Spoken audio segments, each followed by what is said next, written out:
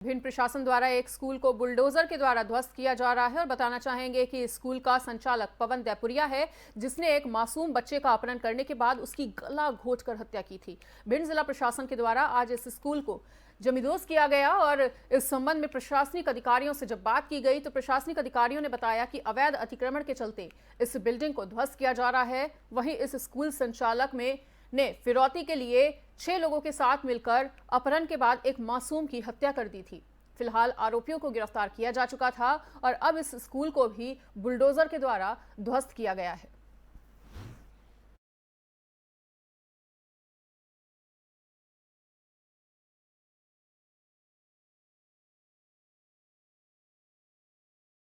की शिप्रा नदी के स्टैप डैम पर बाइक सवार युवकों के साथ कुछ लोगों ने लाठी डंडे और लोहे की रॉड से मारपीट कर दी है और बाइक को नदी में फेंक दिया। घटना का लाइव वीडियो सामने आने के बाद पुलिस ने 3 आरोपियों को हिरासत में ले लिया है और घटना थाना नीलगंगा क्षेत्र के गौघाट स्थित स्टॉप डैम की बताई जा रही है।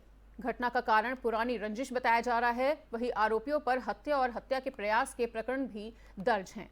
विवाद का कारण जमीन और मकान पर कब्जा करना बताया गया है। वहीं थाना नीलगंगा प्रभारी सीएसपी विनोद मीना ने बताया कि 3 आरोपियों को हिरासत में ले लिया गया है और नदी में फेंकी गई बाइक को भी जब्त कर लिया गया है।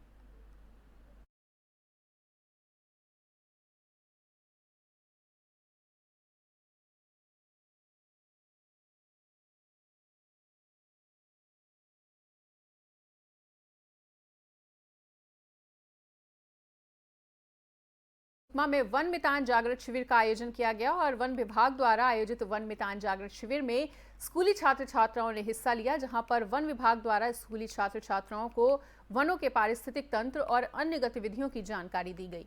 छात्रों के लिए कई प्रतियोगिताओं का भी आयोजन किया गया, वहीं उन्हें वन क्षेत्र से संबंधित जानकारी भी मिली।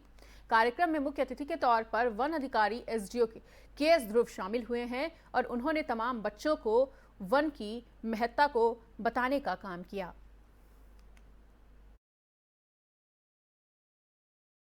वन मितान जागृति कार्यक्रम शिविर का आयोजन किया गया है। इसमें कोंटा के आसपास के स्कूल के बच्चों को वन और वन्य प्राणी एवं इस पर्यावरण संतुलन के संबंध में समझाइश दिया गया कि वन के महत्व के बारे में उनको बताया गया और वो लोग अपने बुजुर्गों को, पेरेंट्स को, गाँव ग्रामीणों को वन के महत्व के बारे में ताकि जागरूक कर सकें, इसलिए कार्यक्रम का आयोजन किया गया है। उनको अपने वन विभाग में जो भी गतिविधियां हुई है, जैसे नरवा विकास कार्य है और आवर्ती चराई योजना है, तो सब इस गतिविधियों के बारे में भी उनको बताया जा रहा है और वन का भ्रमण कराया जा रहा है। आज कोंटा वन परिक्षेत्र की ओर से कोंटा नगर के शिक्षण संस्थाओं को भ्रमण के लिए वन विभाग के अधिकारी कर्मचारियों के द्वारा लाया गया। निश्चित रूप से एक बहुत ही अच्छा प्रयास। छत्तीसगढ़ शासन के जो महत्वपूर्ण योजनाएं हैं, नरवा गुरुवा दुरवा बाड़ी, इससे रिलेटेड बहुत सारी जानकारियां बच्चों को आज प्रैक्टिकली मिल रही हैं।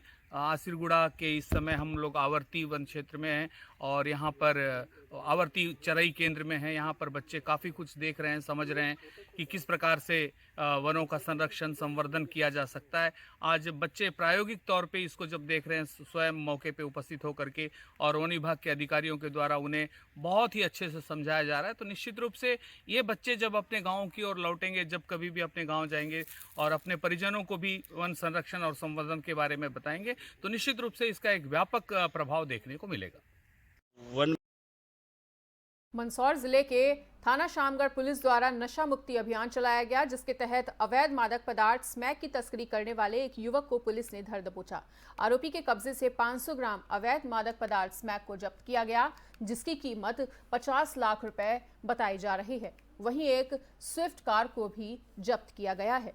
तो आपको बताना चाहेंगे कि शामगढ़ पुलिस को सफलता हासिल हुई है और बता दें कि नशा तस्कर को पकड़ने में सफलता हाथ लगी और जब ये लोग तस्करी कर रहे थे, उसी समय नशा मुक्ति अभियान के तहत इन पर पुलिस का शिकंजा कसता हुआ नजर आया। और आपको बता दें कि स्मैक को जब्त कर लिया गया है, जिसकी कीमत 50 लाख रुपए बताई जा रही है और इसी के साथ एक स्विफ्ट कार को भी जब्त किया गया।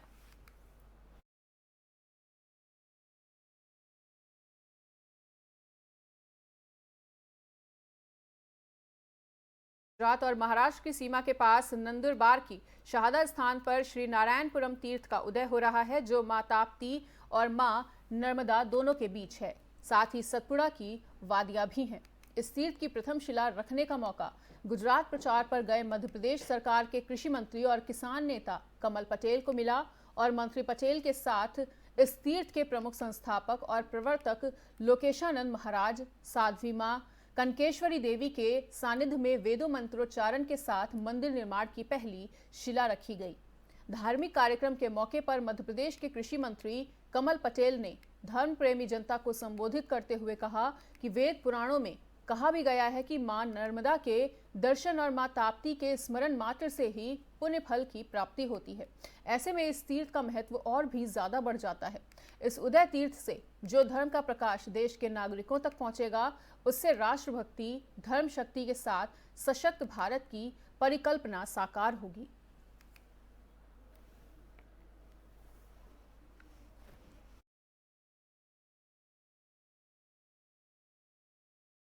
फिलहाल इस वक्त के बुलेटिन में इतना ही। प्रदेश और दुनिया की बाकी खबरों के लिए देखते रहिए FM न्यूज।